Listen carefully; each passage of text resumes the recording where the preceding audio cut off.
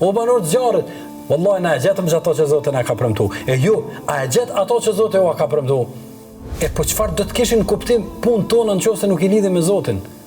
Për çfarë kuptimi do të kishin kur ne kalojmë sot edhe lexojmë histori të njerëzve të cilët kanë lënë gjurmë të tmerrshme në jetën e kësaj bote, kanë bë fesade, kanë bë shkatrime, kanë prish popull, kanë prish shtete, kanë rënu qytetrime, kanë mbyt miliona njerëz. Çfarë kuptimi ka e kret ajo punë e tyre në momentin kur ata kanë shkputur prej Zotit? Dhe kundërta, ata cilët kanë jetu për Zotin, ata cilët kanë jetu me Zotin xhallashahu. Andaj imagjino këtë thirrje të banorëve të xhenetit, ata do të thirrin gëzuar, o banorë të zjarrit.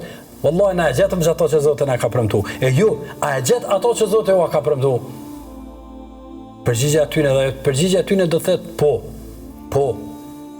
Ata një nga momentet më interesante që Allahu xhallahu na përshkruan nga bota tjetër është kur do tërheken ose do tërheken zvarr banorët e xhenamit për xhenam. Do të hodhën xhenem për me lajket atyne. Alam ya'tikum rusulun minkum, as ju ka ardhur kush për juve? Alam ya'tikum nadhir, as ka ardhur kush më ju kallzua? Do banorët e cilët e ruajnë xhenemin nuk kanë me besu se dikush ka ardhur dhe ju ka kallzuar njerëz në xhenet në këtë botë, se çatje do të jetë përfundimi i tyre e ata kanë pru vetën me ardha për çatje. Andaj kjo thirrje e banorëve të xhenetit, drejtuar banorëve të zjarrit, ne gjetëm ato që Zoti na ka premtu. E ju a gjet ato që Zoti ja ka premtu? Përgjigja do të jetë po.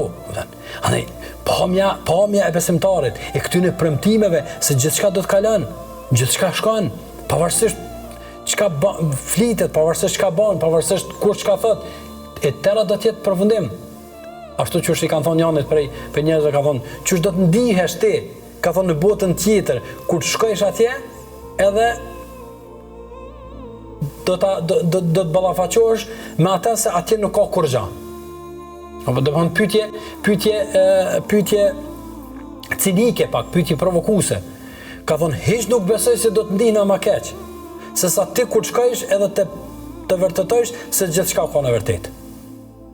Kur ta vërtetojsh se gjithçka ka në vërtet. Andaj bindja jonë në premtimet e Allahut subhanahu wa taala, bindja jonë në xhenet, bindja jonë në xhenem, bindja jonë në takimin me Zotin, bindja jonë në peshore, bindja jonë se punë tona llogariten, bindja jonë se do të na ujë jepet libri i veprave tona, e ne do të shohim gjithçka që kemi bën, padyshim se nuk ka diçka që e qetëson shpirtin e besimtarit. Në secilën situatë që është, më shumë sa premtimet e Allahut subhanahu wa taala, premtimet të cilat duhet besohen me bindje e duhet të jetësohen pastaj në çdo detaj të tyre.